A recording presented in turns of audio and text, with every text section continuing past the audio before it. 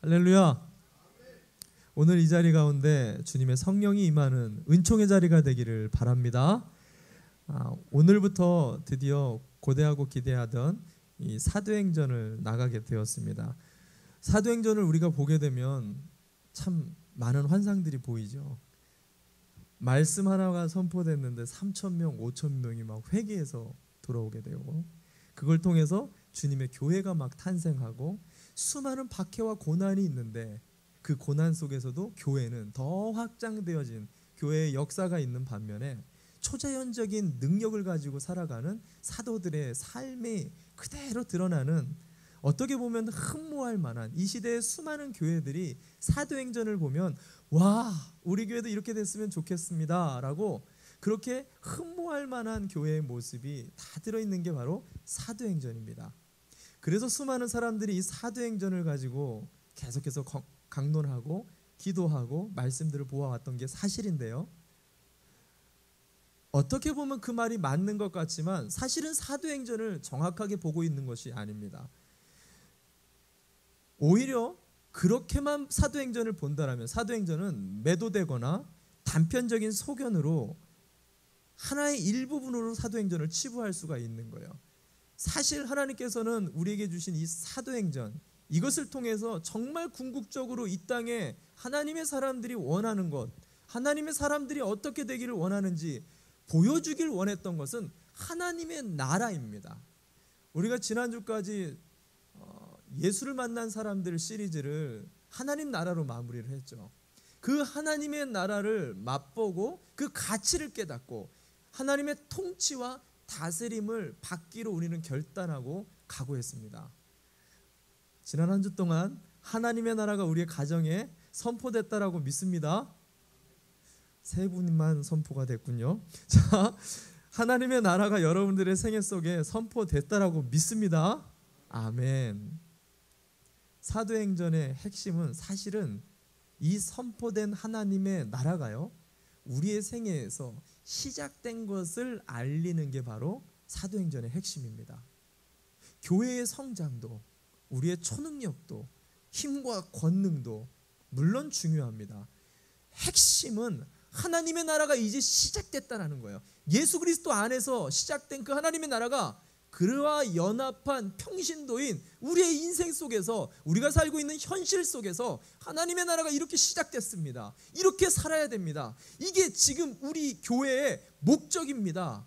이걸 얘기하고 있는 게 사도행전이에요. 그래서 사도행전의 시작을 봅시다.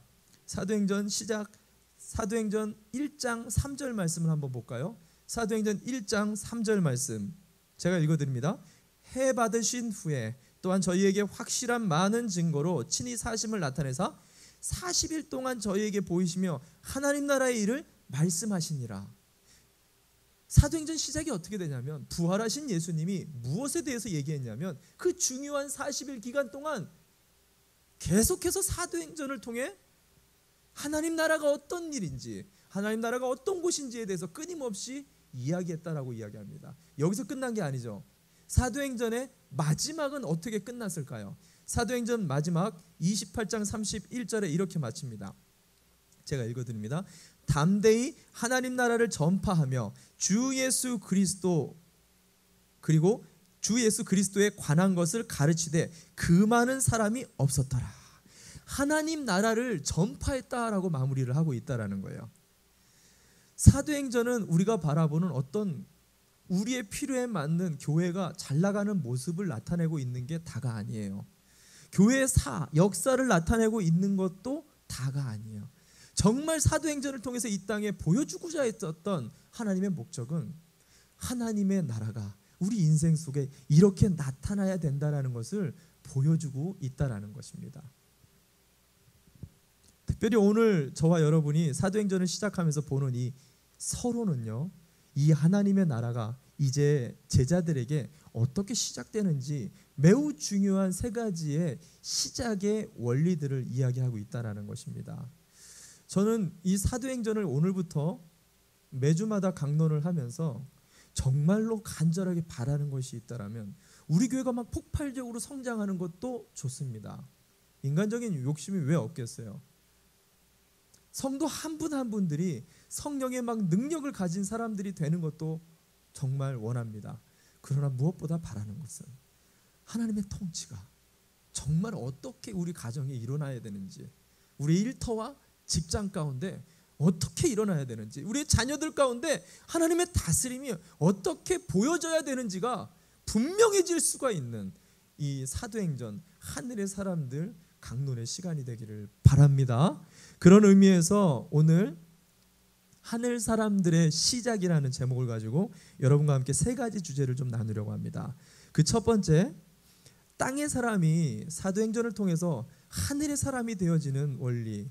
오늘 본문에서는요, 동적 신앙으로 바뀌게 될 때, 동적 신학으로 바뀌게 되어질 때 우리가 이제 하나님의 사람이 시작된다라고 오늘 성경은 이야기합니다. 사도행전을 영어로 뭐라고 하죠? 사도행전을 영어로 뭐라고 하죠? 우리 하소미한테 물어봤더니 사도행전 이렇게 얘기를 하더라고요. 사도행전은 액츠라고 하죠. 행함들, 행전이라는 의미를 가지고 있습니다. 헬라어로는 프락시스라고 말합니다. 실천한다라는 의미를 갖고 있어요. 동적 신앙이라는 것은 움직이는 신앙. 그 말인즉 반대로는 뭐라는 거죠? 움직이지 않던 사람이 움직이게 되고, 행하지 않던 사람이 행하게 되어지고, 말하지 않던 사람들이 말하게 되어지고, 그 삶의 변화가 뚜렷하게 드러나는 것이 바로 사도행전이라는 것입니다. 오늘 본문에서 사도행전 처음 1절과 2절을 우리가 좀 살펴보면서 사도행전 안에서 우리에게 요구하는 땅의 사람이 하늘의 사람이 될 수 있는 방법, 동적 신앙이 되다라고 이야기한다는 것이죠. 오늘 1절과 2절 말씀 한번 같이 보도록 합니다. 1절과 2절 말씀 제가 읽어드립니다. 데오빌로여, 내가 먼저 쓴 글에는 물은 예수의 행하시며 가르치시기를 시작하심부터 그의 택하신 사도들에게 성령으로 명하시고 승천하신 날까지의 일을 기록하였노라. 아멘. 이 두 절을 보면은요, 이 편지를 누가라는 사도가 이 편지를 누구에게 썼죠? 누구에게 썼죠? 자, 성경이 없는 분들은 앞에 스크린을 보시면 됩니다. 1절을 보여주시기 바랍니다. 1절을 누구에게 썼다라고 누가가 얘기하죠? 데오빌로여, 데오빌로여. 동적 신앙이 되는 원리를 이해하려면 이 데오빌로라는 사람에 대해서 알 필요가 있어요. 이 데오빌로라는 사람은요, 성경에 딱 2번 나옵니다. 성경 66권 중에 딱 데오빌로라는 단어는 2번 나와요. 어디 나오죠? 누가복음 1장 3절에 처음 누가가 편지를 쓰는데 데오빌로 가카여라고 이야기가 한 번 딱 등장합니다. 두 번째는 어디냐? 오늘 본문의 1장 1절에서 데오빌로여라고, 그때는 가카여 했다가 지금은 조금 반말로 데오빌로여라고 이렇게 이야기를 했는데, 두 군데밖에 나와보지 않다 보니까 많은 신학자들이 도대체 이 데오빌로가 누구냐라고 묻기 시작했어요. 그래서 수세기 동안 데오빌로에 대해서 연구를 했습니다. 크게 3종류로 신학자들이 정리했어요. 데오빌로는 어떤 사람인가? 첫 번째 우리가 의견이 모아진 게 뭐였냐면, 그 당시 로마의 고위 리더십, 고위 간부였다. 왜냐하면 누가복음 1장 3절에 얘기했던 듯이 가카여라는 그 칭호를 썼기 때문에 고위 관직에 있었던 어떤 인물이었다. 두 번째 신학자들이 또 이야기했었던 것은 이름 모를 후원자다라고 이야기를 했어요. 후원자. 당시 로마로부터 핍박을 받다 보니까 이름을 밝히면 안 되기 때문에 숨어서 뒤에서 그리스도인들을 이렇게 서포터해주는, 물질적으로 서포터해주는 후원자였다라고 바라보는 견해가 있어요. 왜냐하면 당시 관례가요, 물질을 서포터를 받으면 그것에 감사해요. 그 물질이 쓰인 것에 대해 일일이 책으로 기록을 해서 그 책을 기록물로 해서 그 후원자에게 보답을 하고 답례를 하는 것으로 보내는 관례가 있었어요. 그래서 데오빌로라는 사람은 그리스도의 서포터, 그리스도인들의 후원자들이었다라는 견해가 있습니다. 또 하나 마지막 견해는 뭐냐면 우리와 같은 믿음의 형제들이었다라고 이야기를 해요. 왜냐하면 이 데오빌로라는 단어는요, 데오스와 필레오라는 단어가 합쳐진 거예요. 데오스는 하나님을 얘기합니다. 필레오는 친구 중에 가장 친한 절친, 다윗과 요나단과 같은 그런 절친의 관계를 갖다가 필레오라고 얘기하죠. 하나님의 놓칠 수 없는 가장 절친한 하나님의 사람을 향해 이야기한다라는 거죠. 그래서 당시에는 이렇게 암호명이나 믿는 자들이 박해를 받기 때문에 은어들을 많이 사용했잖아요. 그래서 그리스도인이라는 것을 나는 예수 믿는 사람입니다, 이것을 나타내려고 그 기호를 나타낸 게 있죠. 그게 익투스, 물고기 모양이죠. 주는 그리스도시요 살아계신 하나님의 아들이니다. 그 짧은 물고기 안에 익투스라는 단어의 축약음으로 집어넣어서 그것을 달고 다니면 그리스도인 것을 이렇게 나타냈듯이, 데오빌로라는 이 은어가 그 당시 초대교회 믿음의 사람들의 칭후였다라고 이렇게 말을 하는 사람들이 있어요. 어떤 것이 사실인지는 정확하게 근거로 나오지가 않기 때문에 대략 이 세 가지입니다. 근데 중요한 게 이 세 가지의 공통점은 뭐냐면 어찌됐든 믿음의 사람들이라는 거예요. 어찌됐든 갈급한 사람들이었다는 거예요. 어찌됐든 이 데오빌로가 누구든지 간에 예수님에 대한 간절한 마음과 갈급한 마음이 있었던 그에게 누가는 누가복음에 이어져서 이 사도행전이라는 책을 선물로 쓰고 있다라는 것입니다. 데오빌로야에 대해서 여러분이 이해를 했다라면 한 가지 궁금한 게 생겨야지 돼요. 깊게 생각을 한다라면 뭐냐면, 누가복음을 보면은요, 뭐가 기록이 되어 있죠? 그게 기록이 되어 있습니다. 그게 여러분 머릿속에 지금 떠오르지만 말로 얘기하지 않는 그게 다 기록이 되어 있다라고 믿습니다. 오늘 1절을 한 번만 더 읽어주시면 좋겠습니다. 보여주시면 1절을 한 번만. 데오빌로여, 내가 먼저 쓴 글이 뭐죠? 누가복음을 얘기합니다. 물은 예수의 행하시고 가르치시고 그것을 시작하신부터 2절을 봅시다. 2절 넘겨주세요. 그의 택하신 사도들에게 성령으로 명하시고 승천하신 날까지의 모든 일들이 어디에 기록이 되어 있어요? 누가복음에 이미 기록이 다 되어 있었어요. 복음서잖아요. 복음의 정수라고 하는 이 누가복음을 데오빌로에게 다 전달했습니다. 이 데오빌로가 이 누가복음을 잘 읽었을까요? 안 읽었을까요? 잘 읽었어요. 복음을 다 이해했습니다. 근데 대서사시인 이 사도행전, 신약의 전체의 약 6분의 1가량이나 되어지는 이 어마어마한 장편에 이 교회의 역사를 만드는 이 사도행전을 왜 굳이 복음을 알고 예수 그리스도도 아는 데오빌로에게 또 굳이 이것을 써서 전달을 하고 있느냐라는 거예요. 여러분 왜 그랬을까요? 왜 그랬을까요? 데오빌로, 믿음이 충출하고 갈급한 자, 예수를 이제 믿기 시작한 사람, 복음이 뭔지를 이해했던 그 사람에게는 복음을 알았다라면 사도행전이 필요했기 때문이에요. 복음서에 나오지 않는 진짜 복음의 완성이 사도행전을 통해서 이루어지고 있다는 것을 누가는 얘기한다라는 거예요. 복음은 예수를 아는 것만 해서 끝나는 게 아니라는 거죠. 이 예수를 알았다라면 동적 신앙, 액츠, 행동하는 신앙으로 바뀌어지는 우리 삶으로 이것이 가져와야 된다는 것을 누가는 이 사도행전을 통해서 역설할 뿐만 아니라 데오빌로에게 이것을 역설하고 있다는 거예요. 그래서 복음서에는 있고 사도행전에는 없는 것들을 우리가 비교할 필요가 있어요. 이것을 비교해 보면 분명해집니다.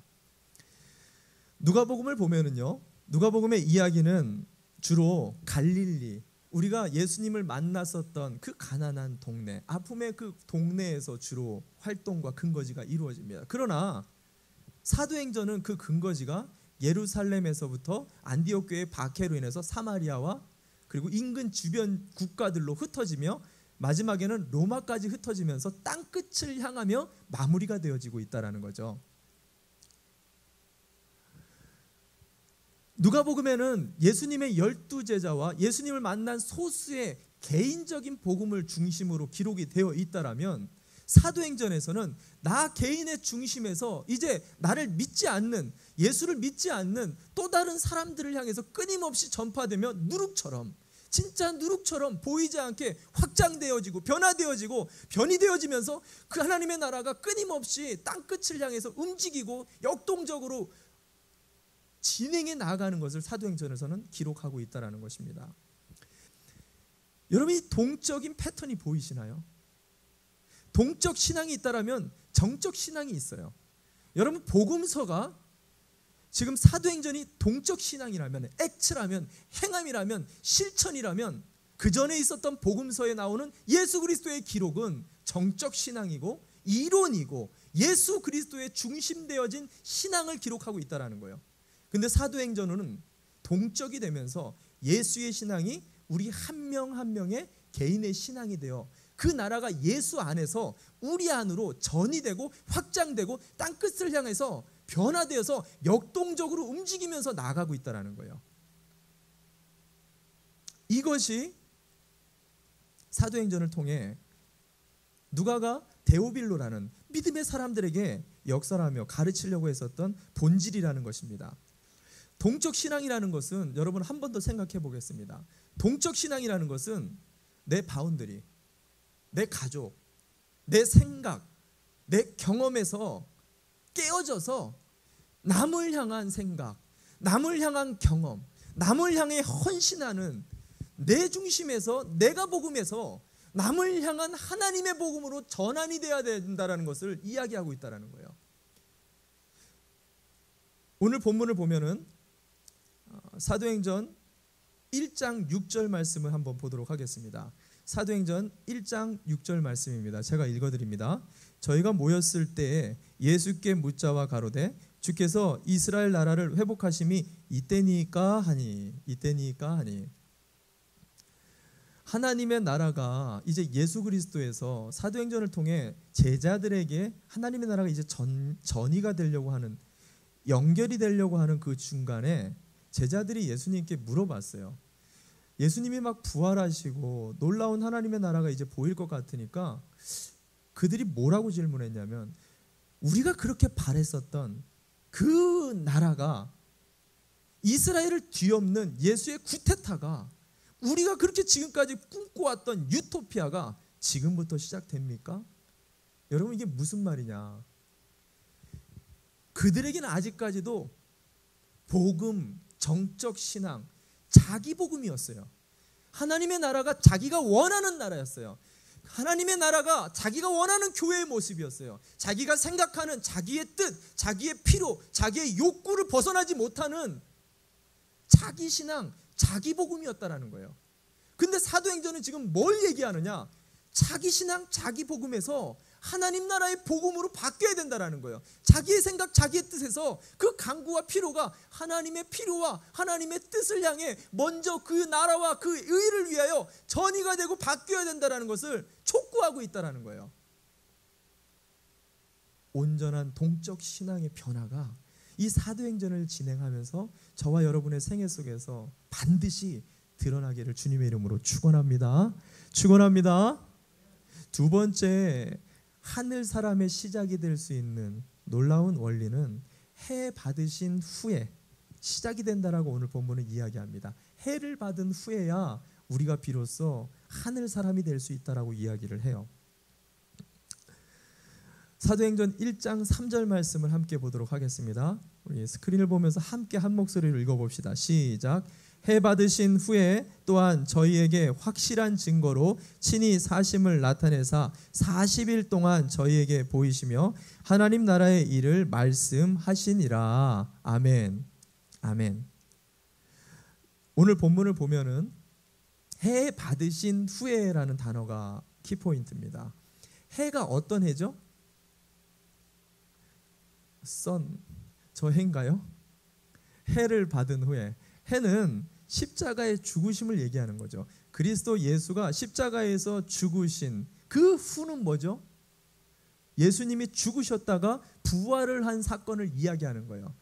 예수님이 죽으셨다가 부활을 했는데 그 부활한 모습을 본 제자들의 모든 상황과 환경들이 깜짝 놀랐다라는 거예요.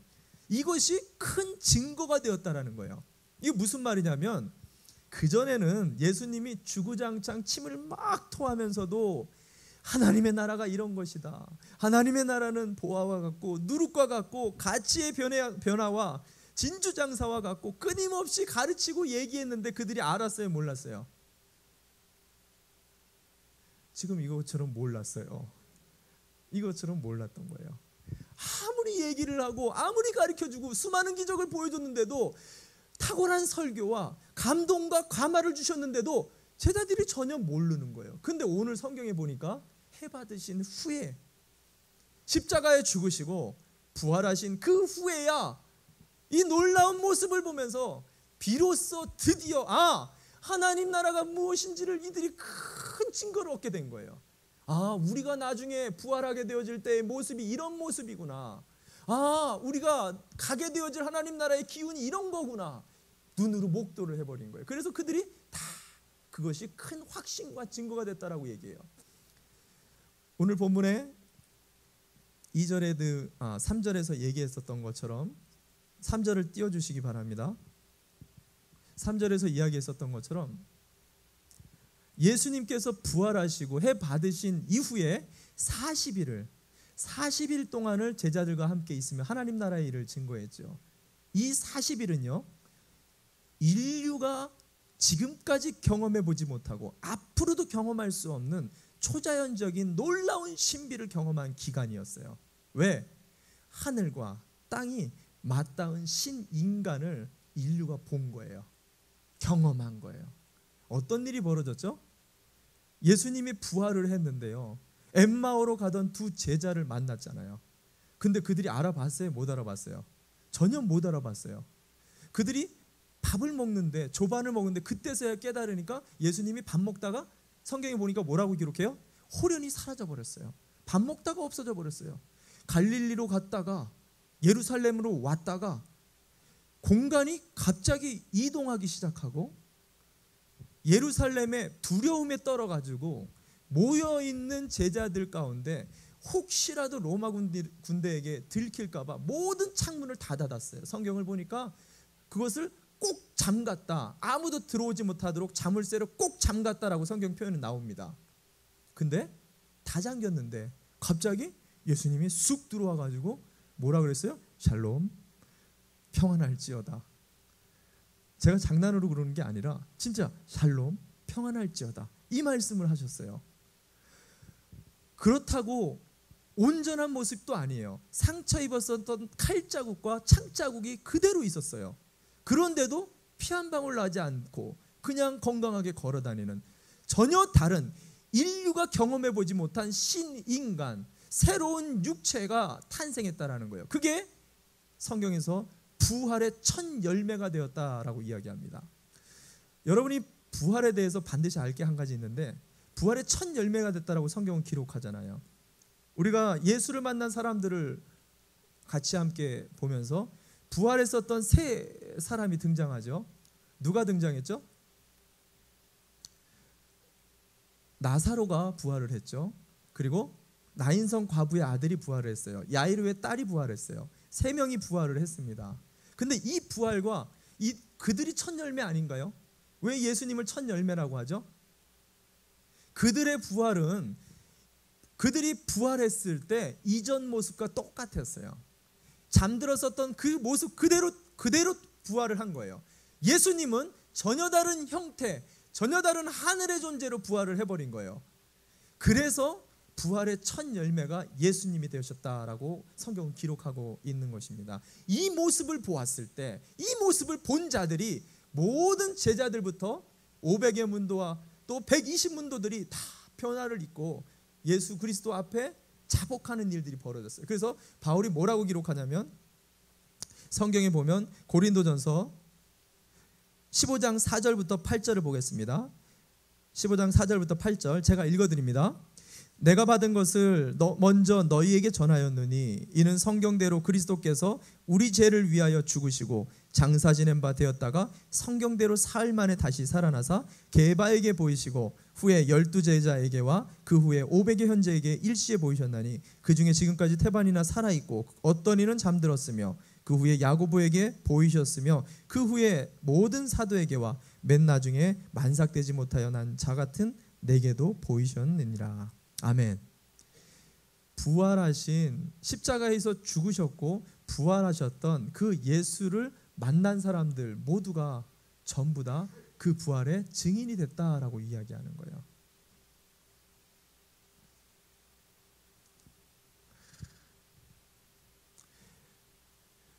요즘 저희가 영혼 구원을 위해서 기도를 많이 하고 있죠. 저희 교회가 창립한 이후부터 1년 동안 영혼 구원을 위해서 기도했었던 사람들 중에 대다수가 예수님을 만나는 은혜를 많이 경험했어요. 우리 중보기 팀들께 너무 감사하고 계속해서 좀 기도하는데 기쁨도 되지만 사실은 제 안에 지침도 돼요. 그렇게 많이 기도하는데 답답하잖아요. 우리 오빠가 좀 바뀌었으면 좋겠는데, 내 자녀가 이제 좀 예수님 좀 믿었으면 좋겠는데, 내 친구가, 내 직장 동료가, 내 남편이 신앙이 바뀌었으면 좀 좋겠는데, 내 아내의 신앙이 더 뜨거워졌으면 좋겠는데 안 바뀌는 거예요. 안 바뀌는 거예요. 아무리 역설하고 아무리 끌고 다녀고 아무리 가머니설을 한다 할지라도 교회 좀 나갔으면 좋겠는데 안 바뀌어요. 여러분 그런 사람 없어요? 별로 답답해하지 않으신 것 같은데 너무 답답한 거예요. 제가 하나님 앞에 기도합니다. 1주년을 기도하면서 하나님 앞에, 하나님 정말 답답합니다. 그렇게 기도했는데, 그렇게 매달리고 그렇게 얘기를 하는데 왜 안 바뀔까요? 왜 안 바뀔까요? 그때 하나님이 이 1주년 이것을 준비하면서 저에게 그렇게 말씀하시는 거예요. 정환아, 너가 정말 십자가에서 죽고 네가 부활했냐? 라고 저한테 질문하시는 거예요. 기도를 하는데, 네, 하나님 제가 십자가에 죽는 내 죄인됨을 정말 철저하게 경험하고 내 자아가 붕괴되는 마음을 가지고 그 모든 것 다 버리고 나와서 개척하지 되지 않았습니까? 그 마음 가지고 개척 멤버들과 함께 교회가 시작되지 않았습니까? 그걸 위해서 얼마나 많이 기도하고 눈물로 통회하고 자복하지 않았습니까? 저 십자가에서 죽고 부활해서 이 교회가 만들어진 거 아닙니까?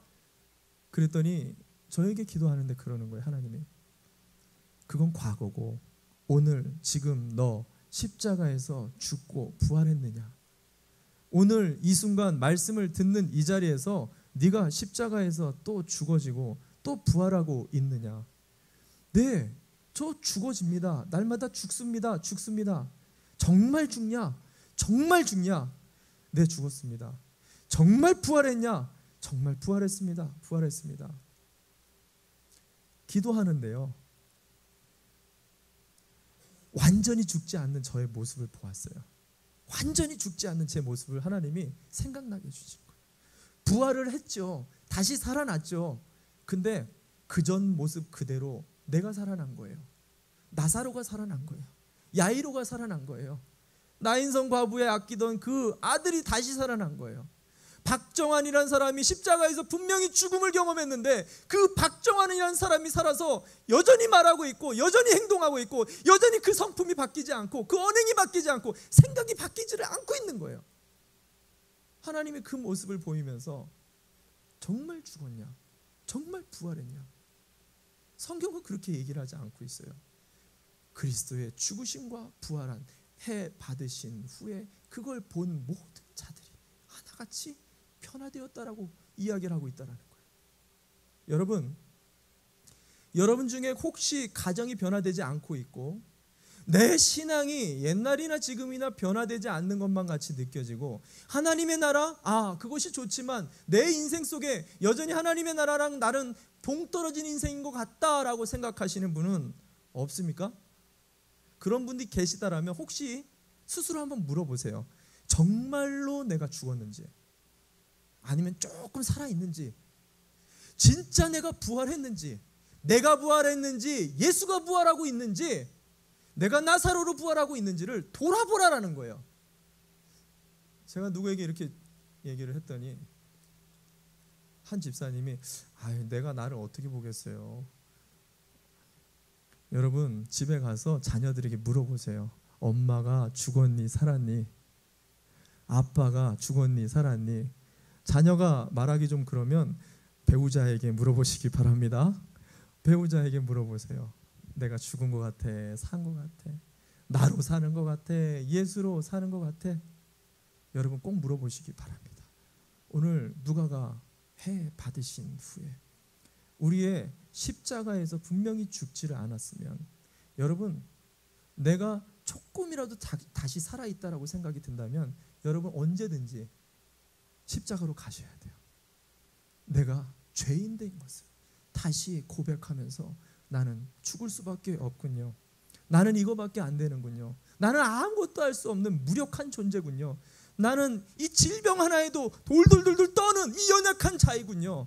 이 아픔 하나에도, 이 눈물 하나에도, 이 상처 하나에도 벌벌벌벌 떠는 이 연약한 자가 나군요. 십자가 앞으로 가셔야 돼요.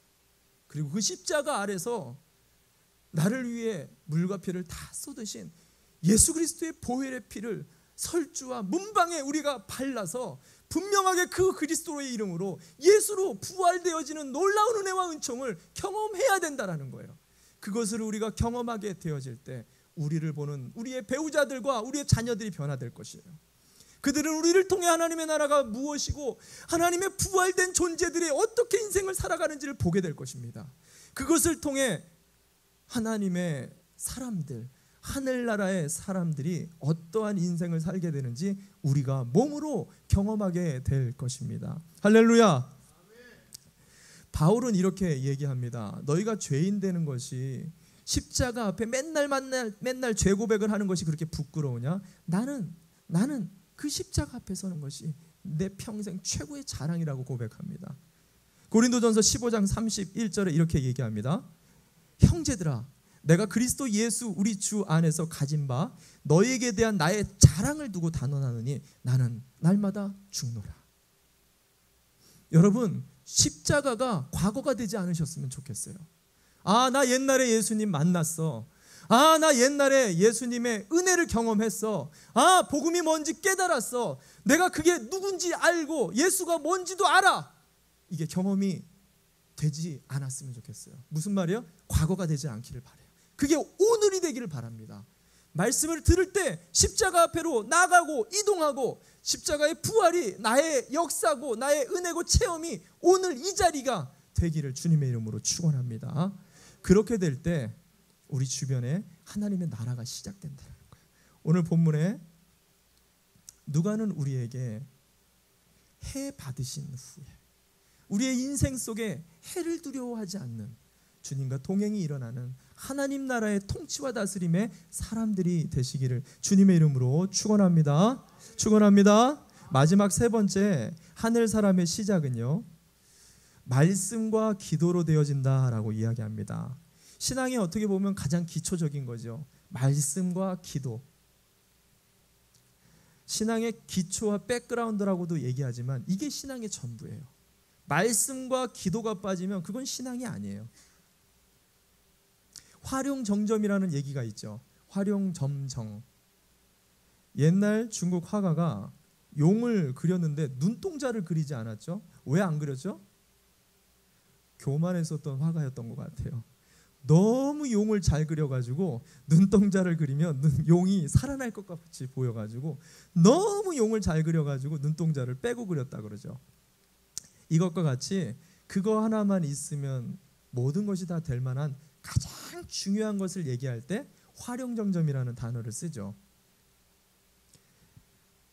복음은 정점 신앙이 복음서였다라면 역동적인 동적 신앙이 이 사도행전입니다. 사도행전을 반드시 알아야 복음이 완성이 되는 거예요. 근데 사도행전의 엔진이 되어지고 사도행전의 핵심이 되어지는 요소가 있는데 그게 뭐냐? 성령님이세요. 사도행전을 끌어가고 있는 중심 핵심은 성령님이 끌어가고 있다는 거죠. 이 성령이 사도행전의 엔진이고 이 성령이 사도행전의 탄생의 교회의 역사를 주관해 나가는 하나님의 손과 발이 되고 있다는 거예요. 그래서 우리는 이 성령을 알지 못하면 안 돼요. 근데 참 감사한 것은요, 오늘 저와 여러분 여기 앉아있는 모든 분들에게 성령이 약속되어 있다는 거죠. 할렐루야.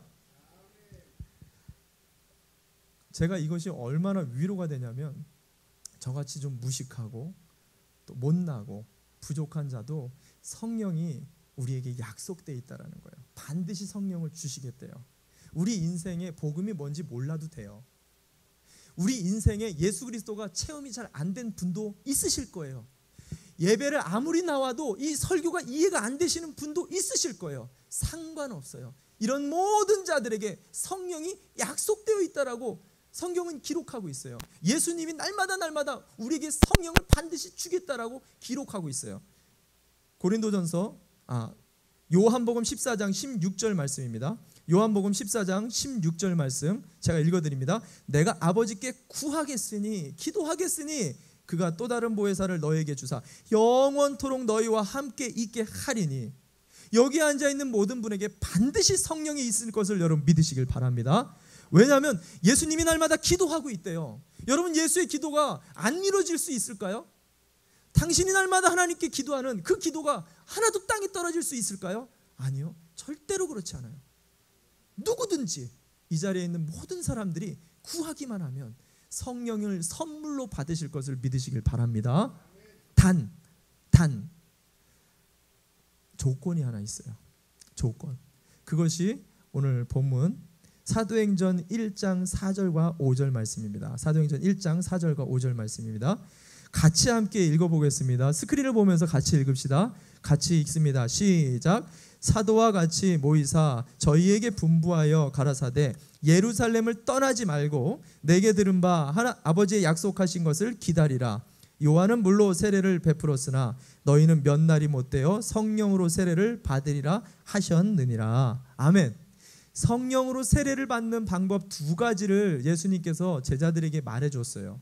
두 가지가 뭐였죠? 하나가 예루살렘을 떠나지 말라라고 이야기했어요. 두 번째는 뭐죠? 기다려라. 언제까지? 받을 때까지 기다려라. 여러분 이게 굉장히 중요한 요소죠. 왜 예루살렘을 떠나지 말라 그랬을까요? 왜 예루살렘을 떠나지 말라 그랬을까요? 반대로 생각해 보면 제자들이 전부 다 예루살렘을 떠나고 싶어 했어요. 왜 떠나고 싶어 했을까요? 예루살렘에 그 부푼 꿈을 안고 예수와 왔는데 예수님이 십자가에 죽으시면서 모든 꿈이 다 깨져버렸어요. 그 순간 모든 유대인들로부터 제사장들로부터 예수의 제자들을 축출해내는, 그래서 잡아서 옥에 가둬버리는 그런 축출 작업이 시작됐어요. 너도 예수의 제자냐? 너도 예수의 제자냐? 모두가 두려워가지고 어디로 돌아갔다 성경은 기록해요? 갈릴리로, 자신의 삶의 고향으로, 이전에 있던 옛 성품 가운데로 다시 다 돌아갔어요. 근데 예수님이 부활하시자마자 제일 먼저 했었던 게 뭐예요? 도망친 제자들 하나하나 다 끌어모은 거예요. 끌어모아서 어디로 이동시키냐? 예루살렘으로 가라라고 얘기했어요. 네가 그렇게 두려워하는 그 땅으로 가라라는 거예요. 네가 핍박받을 그곳으로 가라라는 거예요. 너희가 그렇게 힘들어서 뛰쳐나온 그 예루살렘으로 다시 돌아가라라고 얘기를 하고 있어요. 거기에 머물러라라고 이야기를 한다는 거죠. 여러분 왜 예수님이 이다지도 힘든 주문을 했을까요? 왜 예루살렘에 머물러야만 성령이 임한다라고 얘기를 했을까요? 많은 목사님들이 그런 얘기를 해요. 이 본문을 가지고 교회가 아무리 힘들어도 교회를 떠나지 마라. 교회가 아무리 어려운 일이 많고 상처가 많아도 절대로 떠나지 마라. 이 본문을 많이 씁니다. 직장이 아무리 힘들게 해도 직장을 떠나면 안 된다. 가정이 아무리 힘들어도 가정을 도망치면 안 된다. 이 본문을 많이 씁니다. 예수님이 지금 그 얘기를 하는 걸까요? 예루살렘은요, 구약에서부터 창세부터 요한계시록까지 구원이 시오니즘, 예루살렘에서 시작되어지는 것이 예언이 되어 있어요. 이스라엘은 예루살렘을 떠나서는 살 수가 없어요. 예루살렘으로부터 하나님의 말씀이 성취가 되고 구원이 시작되어지고 하나님의 나라가 도래하는 곳이 바로 예루살렘이었어요. 예수님은 지금 떠나지 말라라고 얘기한 것은 말씀을 떠나지 말라라는 거예요. 그것이 아무리 힘들어도, 그것이 아무리 핍박이 가해져도, 그것이 눈물이 나도, 다시 생각만 해도 뒤돌아보고 싶지 않은다 할지라도 말씀이 가라 하면 가는 거예요. 말씀이 멈추라 그러면 멈추는 거예요. 말씀을 따라서 움직이라고 지금 예수님은 제자들에게 이야기하는 거예요. 그럴 때 말씀의 통치와 말씀의 다스림이 우리의 두려움을 넘어서고 우리의 인도함과 마음의 욕구를 넘어서기 시작할 때 성령은 임하는 거예요. 할렐루야. 예수님이 지금 그걸 얘기했다라는 거예요. 뿐만 아니라 말씀에 순종할 때뿐만이 아니라 간절한 기다림이 필요하다라고 이야기를 했어요. 예수님이 기다려라. 언제까지? 성령을 받을 때까지.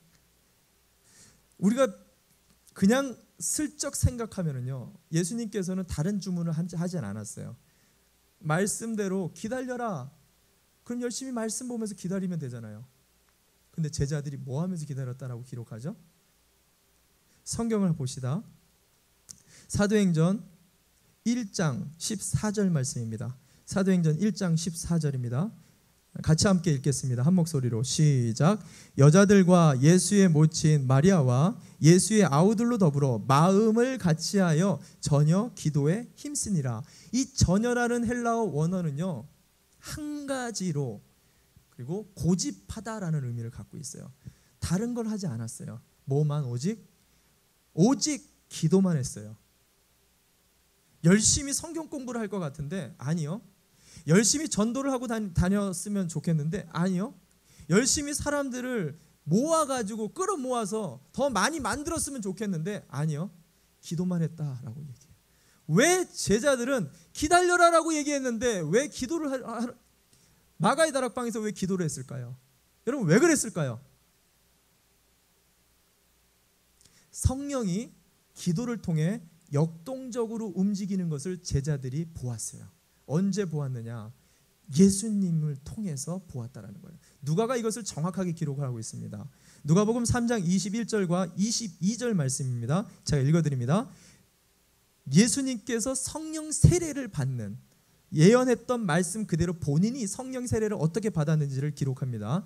백성이 다 세례를 받을 때 예수도 세례를 받으시고 기도할 때 하늘이 열리고 성령의 형체로 비둘기같이 그의 위에 강림 파루시아 하나님이 성령으로 임하는 사건이 어떻게 이 모든 동사들이 움직이는 동사들이 어디에 본동사를 중심으로 수식하고 있냐면 예수가 기도할 때 이 기도할 때라는 동사 안에 모든 동사들의 움직임이 시작되고 있어요. 예수의 기도를 했더니 하늘이 열리더라는 거예요. 예수가 기도했더니 성령이 막 움직이기 시작하더라는 거예요. 제자들은 날마다 경험했어요. 예수님이 성령을 따라 이끌리는 것을 보았어요. 근데 그가 시간 날 때마다 무엇을 했느냐? 한적한 곳에 가서 성령 하나님의 도우심을 구하며 기도하고 한 영혼 한 영혼을 향한 자기의 지침과 약함을 자기에게 의지하지 아니하고 성령님의 능력을 의지하며 기도하는 것을 제자들이 보았어요. 분명히 예수님은 기다려라라는 말밖에 하지 않았어요. 성령을 받으려면 기다려라라고 얘기했어요. 근데 그들은 성령을 받는 법을 알았어요. 기도하는 것. 오직 기도밖에 없다라는 것을 그들이 알았다라는 거예요. 그래서 아무것도 하지 않고 오직 성령을 향해 자기의 모든 포커스를 맞췄다는 것입니다.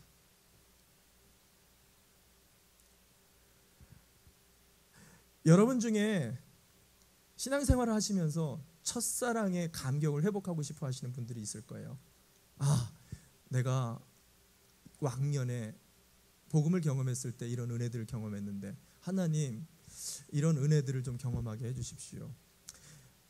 여러분 중에 말씀 공부, 하나님의 말씀이 무엇이고 성경이 무엇을 말하고 있고 하나님의 뜻이 무엇인지를 공부하고 싶으면 말씀을 보라라고 이야기를 해주고 싶어요.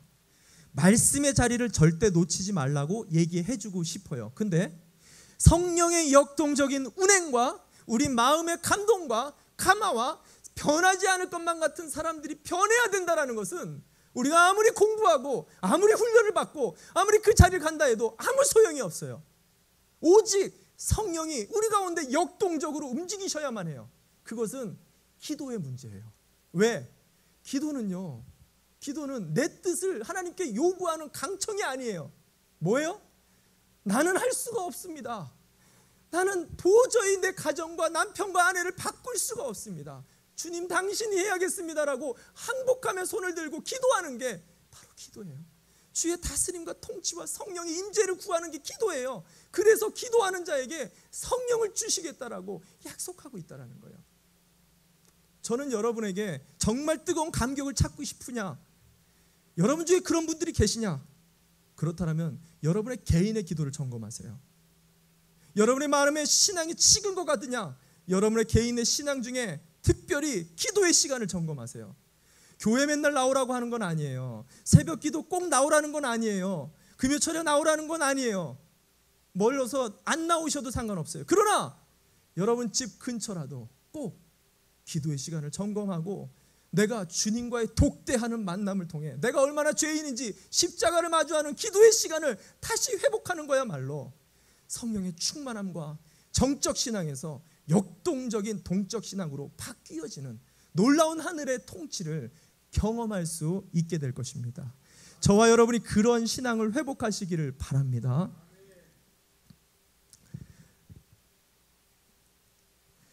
창립 감사 예배를 마치고 새벽 집회를 계획했습니다.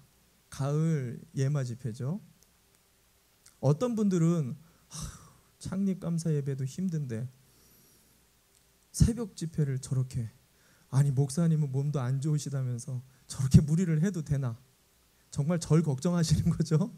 저를 걱정하시는 거죠? 제가 기도를 하는데요,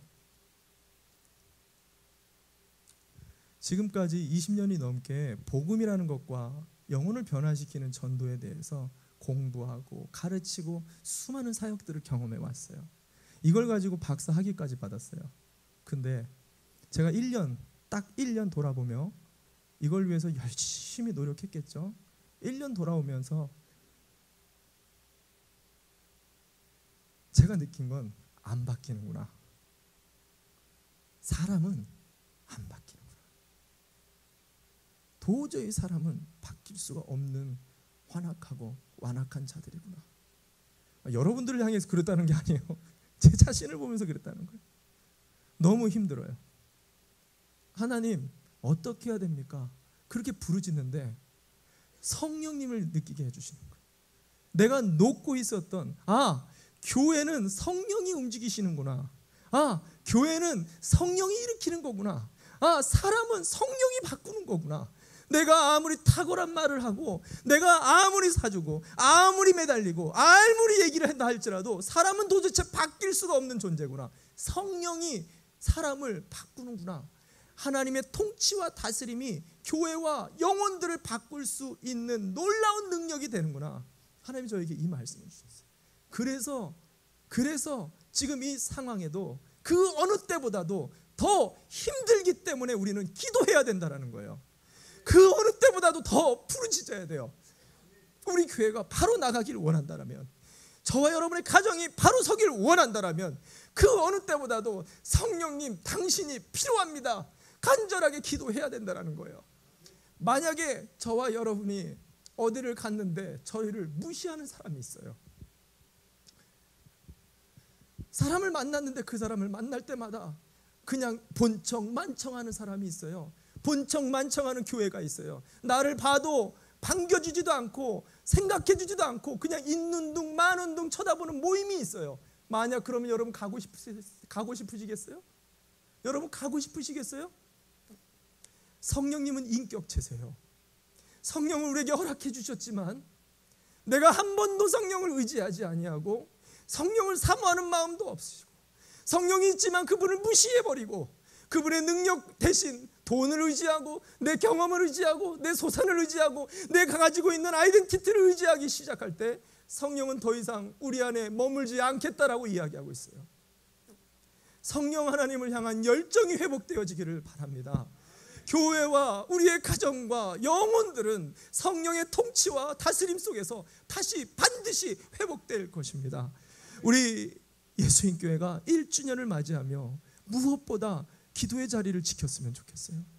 그 어느 때보다도 간절하게 부르짖으며 다시 하나님의 나라와 통치를 위해 간절하게 부르짖기 위해 마음을 모았으면 좋겠어요. 여러분이 다 안 나오셔도 상관없습니다. 여러분, 저는 그 어느 때보다도 기도 운동을 더 확산시킬 거예요. 왜? 이제야 알겠어요. 목회는 성령님이세요. 성령님이 하셔야 돼요. 우리 다 함께 자리에서 일어납시다. 우리 온 교회에 성령께서 운행하시는 동적 신앙의 운동이 일어나야 되겠습니다. 그전 동안 정적인 공동체였다라면, 예수에 대해서 이제 조금 알았다라면, 예수의 권세가 무엇인지 티오리, 이론 정도로만 알았다라면, 이제 그것이 실천, 프락시스, 행동으로 바뀌어야 될 시기입니다. 우리 공동체가 체질이 바뀌어야 될 것입니다. 예수 그리스도를 아는 것에서 삶으로 변화되어지는 동적 신앙이 되어지도록, 뿐만 아니라 이러기 위해 해를 반드시 받아야 돼요. 해를 두려워하지 마시기 바랍니다. 십자가 앞으로 날마다 나는 죽노라, 이것이 내 자랑이라고, 십자가가 내 자랑이라고, 이 허물과 이 연약함과 이 질병이 오히려 나에게 자랑이 된다고, 이 아픔의 상처가 주님 앞에 설 때마다 주님 의지할 수 있어서 내겐 자랑이 됩니다. 바울의 고백이 우리의 고백이 되어지도록 이 시간 간절하게 성령의 충만함을 구하며 찬양합시다.